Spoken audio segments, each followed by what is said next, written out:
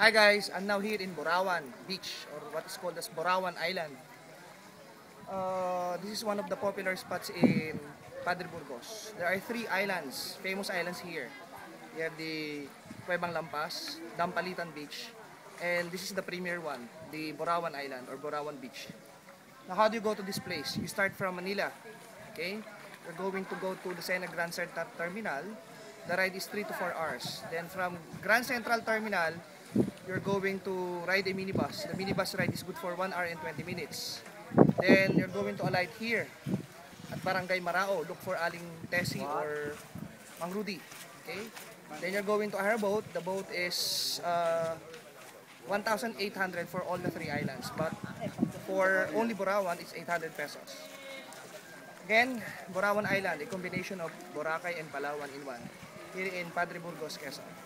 It's more fun in the Philippines. It's more fun in Borawan. Bye guys.